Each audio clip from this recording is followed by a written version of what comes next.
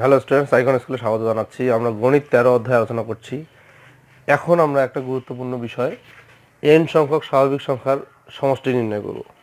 মনে করো 1 2 3 4 5 6 7 8 এইভাবে n সংখ্যক পদ আছে, এগুলো হলো স্বাভাবিক সংখ্যা। এদের সমষ্টিটা কিভাবে নির্ণয় করা যাবে বা এটার সিস্টেমটা কি, সূত্রটা কি? সূত্রটা তোমাদের জানা আছে, সূত্রটা ব্যবহার করে কিন্তু তোমরা করতে পারো, কিন্তু ওই সূত্রটাই আসলে কিভাবে আসলো, সূত্রটার প্রমাণটাই আমরা এখন করব। যে n সংখ্যক স্বাভাবিক সংখ্যার সমষ্টি নির্ণয়ের যে সূত্রটা, সেই সূত্রটা আমরা প্রতিপাদন করব। কিভাবে করব দেখো, মনে করো এই n সংখ্যক স্বাভাবিক সংখ্যার যোগফলের সমষ্টি হলো Sn। এর সমষ্টি কি s দিয়ে প্রকাশ করা হয়, তাহলে n সংখ্যক স্বাভাবিক সংখ্যার সমষ্টি হলো মনে করো Sn। তাহলে Sn সমান আমরা কি লিখতে পারি, 1 2 3 4 এইভাবে মনে করো n পর্যন্ত। এটাই হলো n সংখ্যক স্বাভাবিক সংখ্যার সমষ্টি। এখন এগুলোকে আমি উল্টা দিক দিয়ে লিখবো। আচ্ছা, আরেকটা কাজ করি আমি, এইটা মনে করো n। আচ্ছা, তোমরা একটু বলো তার আগের পদটা কত হবে? n লাস্ট পদ মনে করো n, তাহলে তার আগের পদটা কত হবে এইটা আমি জানতে চাচ্ছি। এখানে আমি 3টা পদ লিখবো, 4টে লিখবো না, 3টা। এর আগের পদটা কত হবে? একটা লক্ষ্য করো, এই পদটার আগের পদটা কত? 3-এর আগের পদ কত? 2। 2-এর আগের পদ কত? 1। তাহলে 3-এর আগের পদটা কি 3 থেকে 1 কম? তার আগের পদটা কি আরও 1 কম? তাহলে এখানে লাস্ট পদ হলো n, ওর আগের পদটা তাহলে কত হবে? 1 কম হবে, n-1 হবে। তার আগের পদটা কত হবে? আরও 1 কম হবে, আরও 1 কম মানে কি?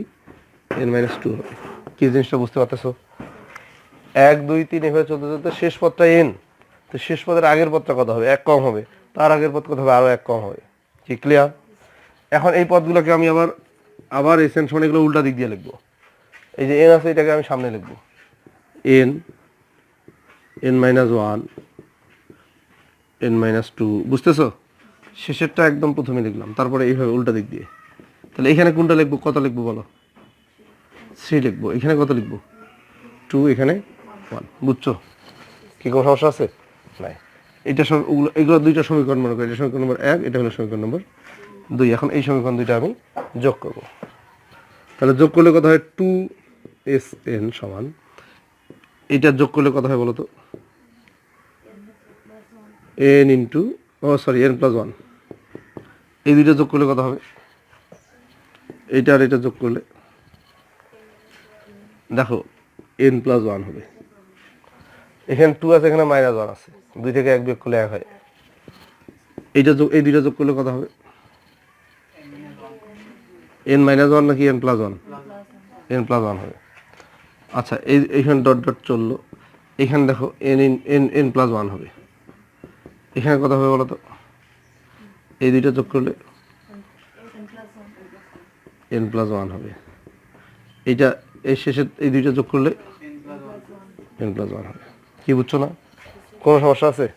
তাহলে লক্ষ্য করো, সবখানে কিন্তু n+1 n+1 এইভাবে n+1। আচ্ছা বলো, এইভাবে কতগুলো n+1? এখানে পদ কতগুলো? এখানে n সংখ্যক পদ। এখানে কতগুলো পদ? n সংখ্যক পদ।